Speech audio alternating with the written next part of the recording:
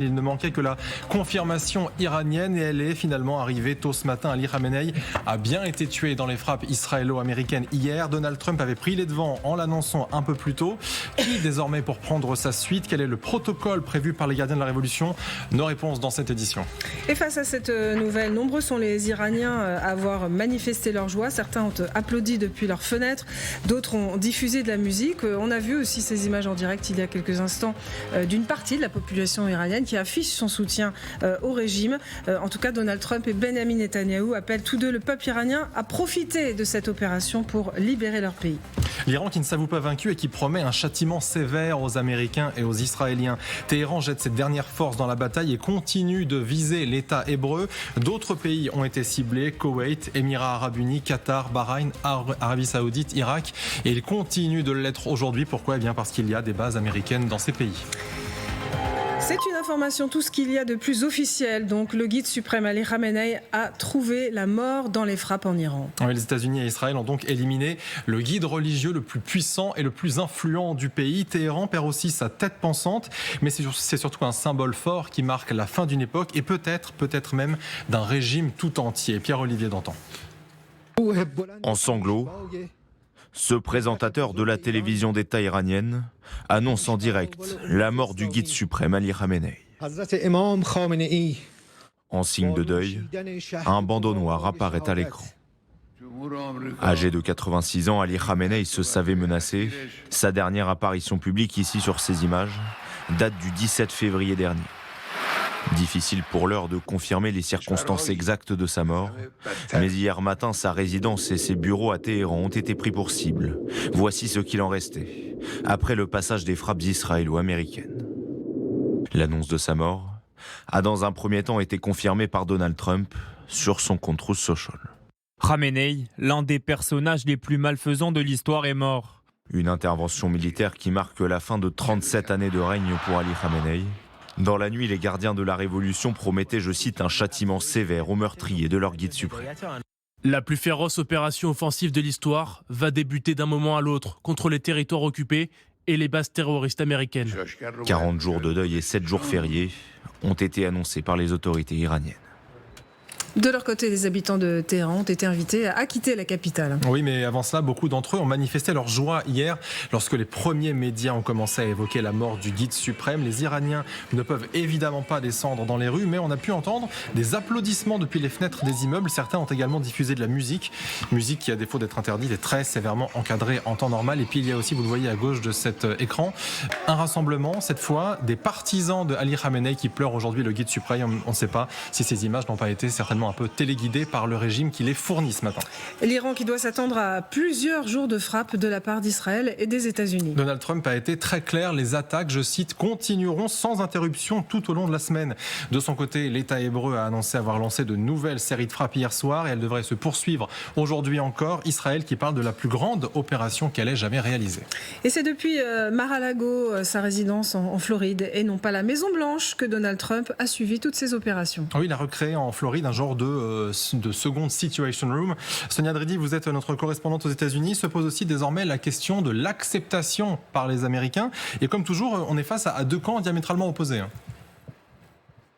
Oui, c'est un pari politique pour Donald Trump. Jusqu'à présent, il affiche son optimisme sur cette intervention, mais il y a en effet beaucoup de divisions aux États-Unis et des divisions au sein même de son propre camp. Alors, des élus et des sénateurs républicains, pour la grande majorité, ont affiché leur soutien. Un élu républicain a notamment déclaré que c'était un acte de force audacieux, décisif de la part du président Trump. Beaucoup disent que c'est une intervention pour protéger les Américains, pour qu'il n'y ait pas une république islamique qui puisse se doter de l'arme nucléaire. Mais au sein du camp MAGA, eh bien, il y a beaucoup d'électeurs qui disent qu'ils n'ont pas voté pour cela, que ce n'est pas ça, l'Amérique d'abord. Et ce samedi, il y a eu des manifestations un peu partout aux États-Unis, à Los Angeles, à New York, mais aussi ici à Washington, avec des manifestants qui dénoncent une intervention illégale parce qu'il n'y a pas eu de vote au Congrès. Et beaucoup de démocrates, eh bien, dénoncent cette intervention.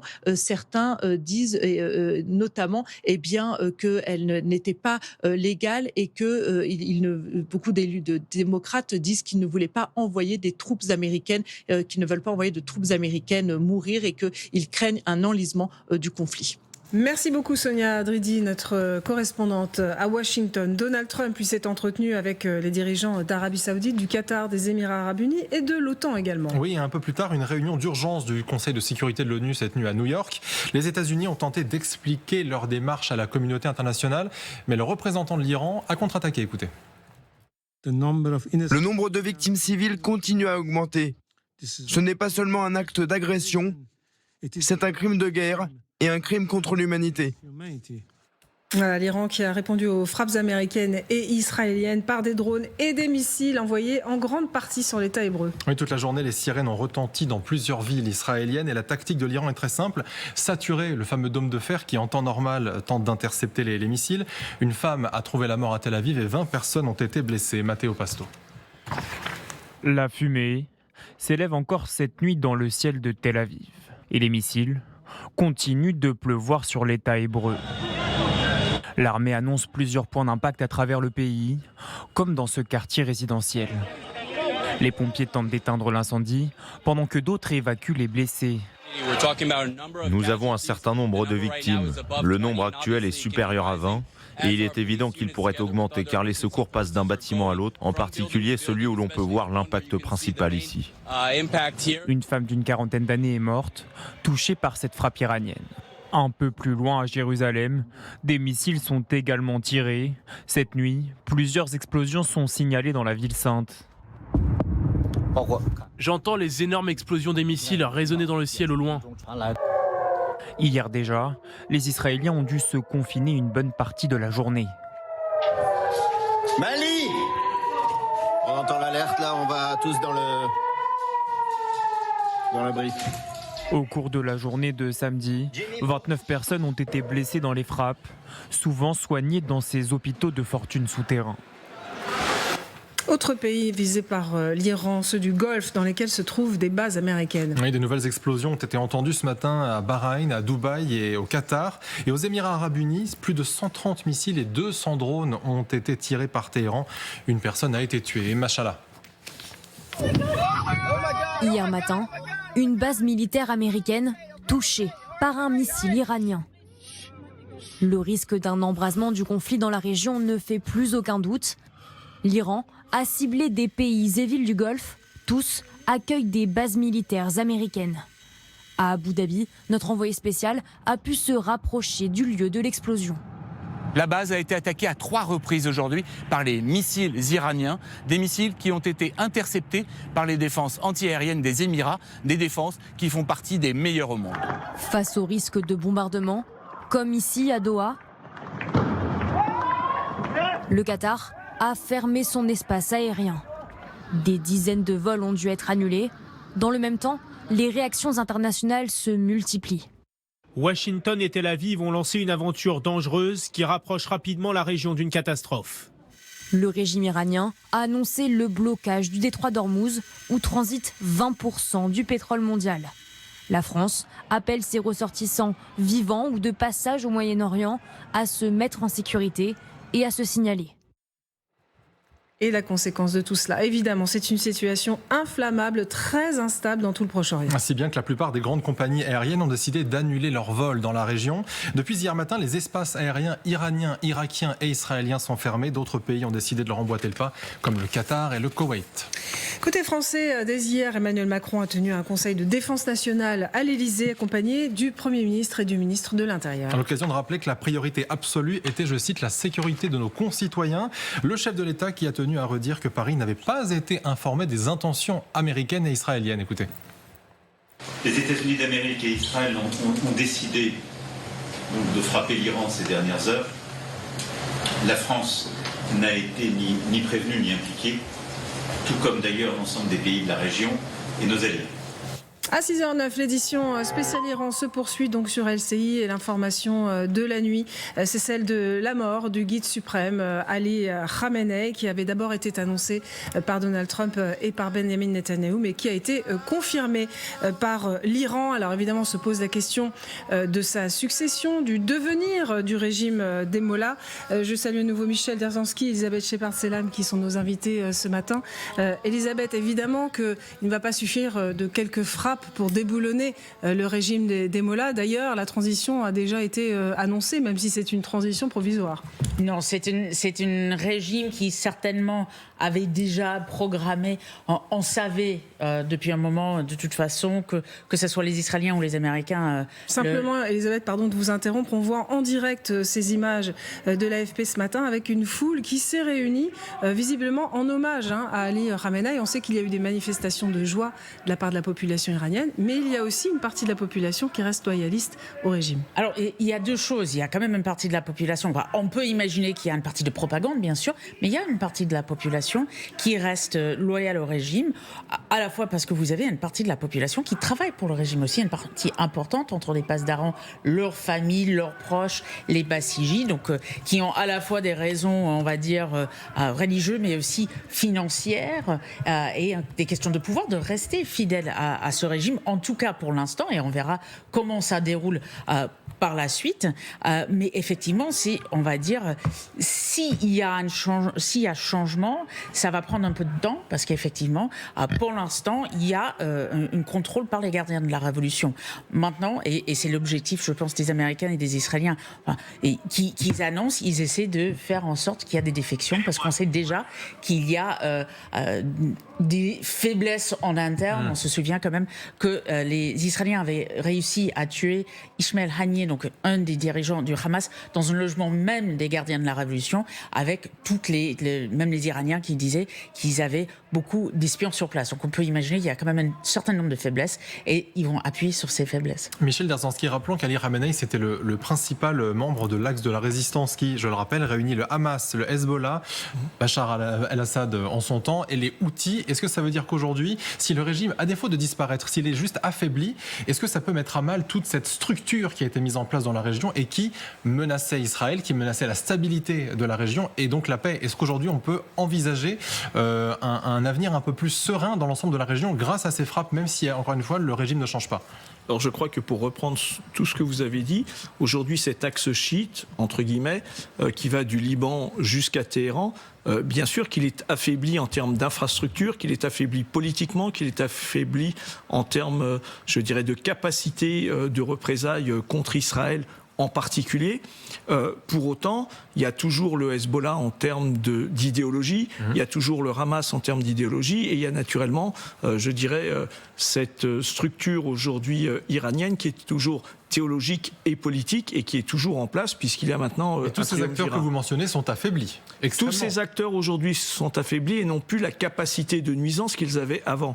La question aujourd'hui, c'est si demain il y a une transformation politique réelle de l'Iran, alors ce sera un effondrement complet de cette structure qui portait une forme d'architecture, je dirais, de nuisance. C'est pour ça que tout à l'heure, je disais, il va y avoir une nouvelle architecture de sécurité. Parce que si les Américains et les Israéliens réussissent leur pari de l'effondrement politique et je dirais, de gouvernance de l'Iran, ça veut dire qu'effectivement, il y aura une nouvelle architecture qui va être décidée et qui sera portée par les Américains et par les Israéliens.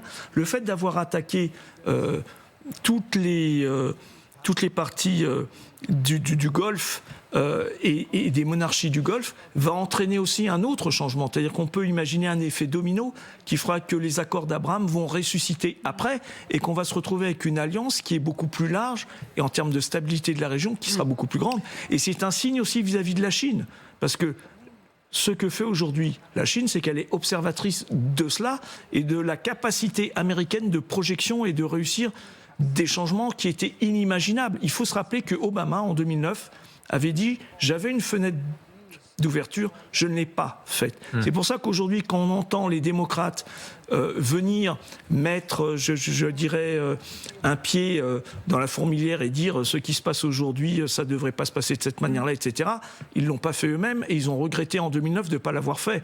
Donc je trouve qu'il y a une forme d'hypocrisie à ce niveau-là. Hélène Bonnet, pour revenir à la mort de Ali Khamenei, qui est donc l'information de la nuit, il y a ces images très impressionnantes de sa résidence complètement rasée, les images donc d'hier après-midi, ce qui veut dire que c'était un des objectifs principaux probablement de ces frappes. Ma question pour vous, c'est aussi, est-ce qu'il y a eu des complicités pour qu'il soit aussi vite éliminé? Parce qu'en général, le guide suprême, il est protégé, on le cache. On imagine que les Américains et les Israéliens avaient des sources qui étaient en capacité de leur confirmer ces informations. Alors il y a un récit qui se met en place, je vous le donne parce que j'étais en train de voir ça sur CNN, qui cite des sources proches des opérations et qui explique que en fait c'est la CIA qui a tracé la présence d'Ali Khamenei et de ses proches à cet endroit-là, et qu'en fait ces informations, quand elles sont tombées, ont modifié le calendrier de l'intervention, c'est-à-dire que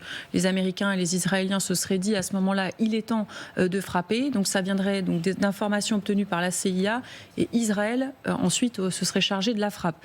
C'est ce que relaie CNN en citant des sources proches des opérations. C'est un récit qui est fait de cette prise de décision. On va voir si le même son de cloche tombe côté israélien, parce qu'il y a aussi un enjeu peut-être aussi pour certains services à revendiquer ce succès opérationnel. Il y a eu un petit flottement d'ailleurs hier, c'est-à-dire que d'abord on a annoncé la mort de son gendre et de sa petite fille, mais il était dit aussi qu'Ali Khamenei avait été exfiltré de Téhéran. Mais enfin, la confirmation il y a eu plusieurs informations. Ce qu'on peut dire, alors ce qui n'est pas clair encore, c'est si vraiment ils ont été... Enfin, je ne me sens pas avoir vu de confirmation sur le fait que c'est précisément à cet endroit-là qu'ils aient été frappés, ou si c'est un autre lieu. On montre beaucoup ces images. Effectivement, il y a énormément de destruction, mais je ne sais pas si le lien est totalement fait. Je crois qu'on dit qu'on l'a sorti des décombres de cette résidence. De cette résidence, d'accord. Donc voilà, on a les informations qui remontent au compte-gouttes. Ça serait intéressant de voir les récits des uns et des autres. Mais oui, c'était la cible, visiblement, ce qui n'était pas forcément une évidence avant le début des opérations, où on assistait beaucoup sur des frappes des cibles militaires et les missiles iraniens. Une image en direct à vous montrer, image qui nous provient d'Iran, où on voit le porte-parole du Parlement qui s'exprime actuellement. Alors, on va évidemment suivre en coulisses ce qui se dit, voir s'il y a une annonce qui est faite. En tout cas, Elisabeth Shepard-Skallam, ce qui nous intrigue, c'est que récemment, le vice-président iranien a annoncé qu'il allait diriger le pays, sous-entendant que le président n'était pas en capacité de le faire. Il y a beaucoup de questions autour de ce rôle du président, parce que d'un autre côté, Hélène Bonnet disait tout à l'heure, ce président, il est censé être celui qui vient remplacer dans un triumvirat le guide suprême Ali Khamenei. Donc est-il vivant, est-il mort? C'est difficile de le dire. S'il venait à être déclaré mort, qu'est-ce que cela change? On dit aussi beaucoup que son rôle est moins important finalement que celui de Ali Khamenei dans le pays. Oui, donc on disait d'abord qu'effectivement son rôle était moins important, que c'était plutôt le Khamenei qui prenait les décisions. Mais encore une fois, on parle d'un régime où il y a un véritable système en place. On parlait aussi de éventuels successeurs, son fils, dont je pense la femme et peut-être les enfants ont été tués également dans cette frappe. Ce qu'on voit à chaque fois, ce qu'on a vu hier aussi, c'est que quand quelqu'un est ciblé, que ce soit Khamenei ou un autre, il y a ce moment de flottement. Et on l'a vu aussi avec Nasrallah, on a vu avec certaines, je pense à Mohamed bin Dief, certaines des dirigeants du Hamas. Quand les Israéliens ou les Américains tuent quelqu'un, il y a toujours ce moment de flottement, à la fois pour la confirmation, mais ce qu'on a vu hier, c'est que les Iraniens disaient « il n'est pas mort, il va parler au peuple ». On le sait, en fait, on sait souvent qu'il n'est plus de ce monde, parce qu'il ne peut pas parler au peuple. Et donc, on va voir s'ils arrivent si on arrive à voir le président parler ou prendre la parole en quelque sorte, ou en tout cas être vu vivant quelque part, on aura une meilleure idée. Et jusque-là, on attend la confirmation de sa mort. Mais quel symbole si jamais lui et le guide suprême venaient à être tous les deux éliminés dans une opération. Hélène Bonnet, ce serait quand même là, j'allais dire, en termes d'image pour le pays, le symbole qu'on a complètement mis à genoux le régime actuel. Oui, absolument. Ça montrerait une fois de plus, parce que vous me posiez la question tout à l'heure de est-ce qu'il y a pu y avoir des complicités. Sans doute qu'il il y en a eu pour qu'ils obtiennent ces informations. Puis surtout, ça doit rendre très nerveux le régime, parce que avoir la possibilité de savoir où exactement le guide... là, c'était sa résidence principale. Voilà, mais qu'il y avait une réunion avec plusieurs dirigeants à cet endroit. Oui. Avoir réussi, si c'est vérifié, parce que c'est une information qui vient d'une chaîne israélienne, il se disait hier soir que Benjamin Netanyahou et peut-être Donald Trump auraient pu consulter une photo du guide une fois qu'il est décédé. Bon, si vraiment ces informations-là ont pu remonter, c'est qu'effectivement vous avez des gens au cœur du système qui sont en capacité d'informer, de fournir déjà ces photos. Voilà, de fournir ces photos, de donner ces renseignements. Ça veut dire que il y a une porosité au sein du régime, et on imagine la nervosité aujourd'hui de ce triumvirat qui a été nommé. Ils savent sans doute que ils ont une épée de Damoclès au-dessus de la tête. Il faut rappeler pour ceux qui nous rejoignent peut-être maintenant qu'effectivement la succession a d'ores et déjà été annoncée, succession transitoire sans doute, mais en tout cas ce sont 3 responsables du régime des Mollahs, dont le président d'ailleurs, qui assureront la transition. Voilà, vous avez aussi un responsable du conseil juridique et puis un juriste du conseil des gardiens de la Révolution, donc 3 personnes. Et il est dit par la télévision iranienne que si l'un d'eux était en incapacité de continuer sa tâche, eh bien il sera à nouveau remplacé.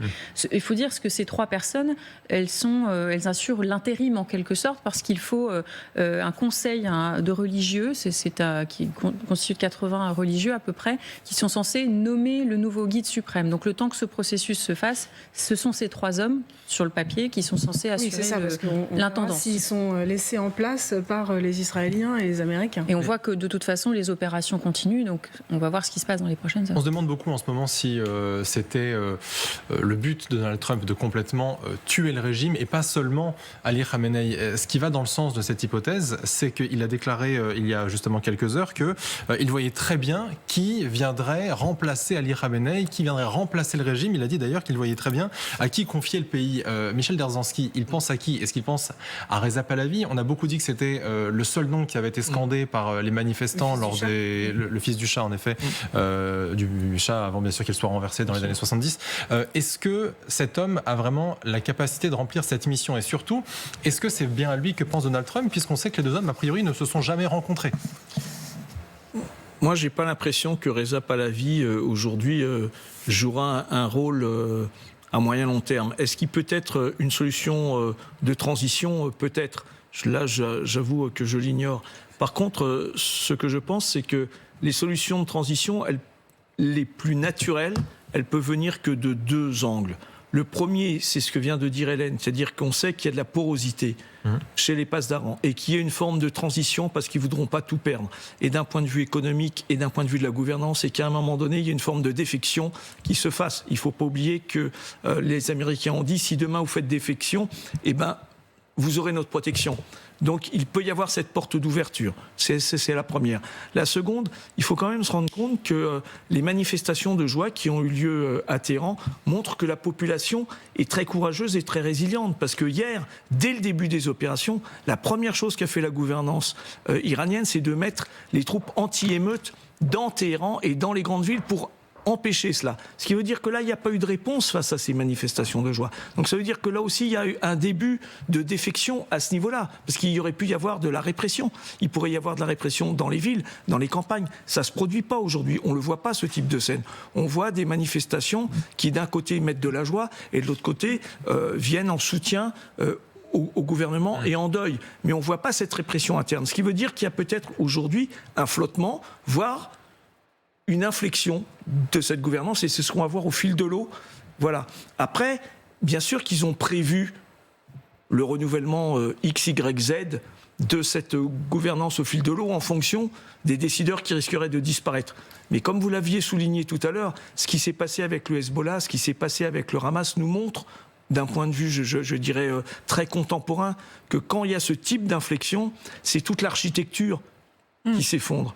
Alors, avec beaucoup moins de puissance, un rôle qui ne joue plus, d'un point de vue politique, son rôle, et qui naturellement ne peut pas, je dirais, aller à l'encontre de cette opération. Est-ce que les mollahs pourraient maintenir cette architecture en essayant peut-être de s'adoucir un peu dans leur ligne, ou est-ce que les mollahs restent les mollahs et mécaniquement il faut s'attendre à rien de c'est bien. Pas que les mollahs restent les mollahs, c'est qu'ils ont une vision théologique. Cette vision théologique ne peut pas être révisée. Je vais vous donner un exemple simple, c'est que lorsqu'on prend le Hamas aujourd'hui, qui est la branche militaire des frères musulmans, qu'est-ce que disent les frères musulmans ?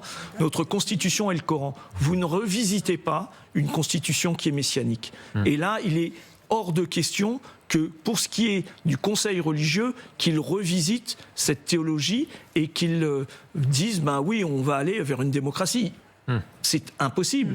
Je dirais même qu'on ne sait même pas si demain, la nature du régime, si elle devait changer, est-ce qu'elle serait théocratique ? Est-ce qu'elle serait théocratique et politique ? Est-ce qu'elle serait complètement laïque ? Aujourd'hui, on ne sait pas réellement ce qui va arriver en termes de dessin. On est dans une incertitude pure, puisqu'on ne sait pas non plus quelle serait la décision à court, moyen terme de ce que vont faire les Américains et quels sont vraiment leurs buts aujourd'hui affiché, si ce n'est celui qui est réaffirmé aujourd'hui. Mais on sait très bien qu'il y a des incertitudes à ce niveau-là. Alors, il y a de nombreuses questions. Effectivement, 24 heures après cette frappe en Iran de la part d'Israël et des Américains, qui va diriger l'Iran ? On en parlait à l'instant, mais aussi est-ce que ce conflit peut s'étendre à la région ? Nous avons cette information. Il s'étend déjà à la région. Il s'étend déjà à la région, vous avez raison, mais on a cette information, par exemple, qui tombe à l'instant, de remous en Irak contre les Américains. Des manifestants tentent de prendre d'assaut en ce moment même la zone hébergeant l'ambassade américaine à Bagdad. Est-ce que le risque, c'est ça ? C'est un embrasement de la région, outre ce trio Israël, Iran, en particulier Amérique ? Bien évidemment, on se rappelle quand même qu'en Irak, il y a des proxys. Enfin, Guillaume parlait du réseau des proxys, notamment le Hezbollah, le Hamas, les Houthis. On oublie souvent ce qu'il y a en Irak, toutes les milices chiites soutenues par les Iraniens. Et c'est par là d'ailleurs que le Hezbollah s'est longtemps armé, c'est en passant par l'Irak. Tout à fait. Donc c'est un réseau très important, un réseau qui a beaucoup frappé les Américains. On rappelle quand même, c'est là où il y a des bases américaines. Je crois que l'année dernière, il y avait à peu près 170 attaques contre des intérêts américains en Irak par ces milices. Donc c'est tout à fait logique, j'ai envie de dire, que ces milices et leur soutien, qui vont perdre en quelque sorte le soutien iranien, sont en train de s'exciter sur et de, on va dire, manifester, mais c'est un peu plus violent que ça, contre les intérêts américains. C'est pas du tout étonnant. Alors, depuis qu'on a annoncé effectivement la mort d'Ali Khamenei, les réactions sont diverses en Iran. En tout cas, les gardiens de la révolution ont promis la plus féroce offensive de l'histoire contre Israël et les États-Unis. Ils continuent de riposter d'ailleurs, Matteo Sciaravino.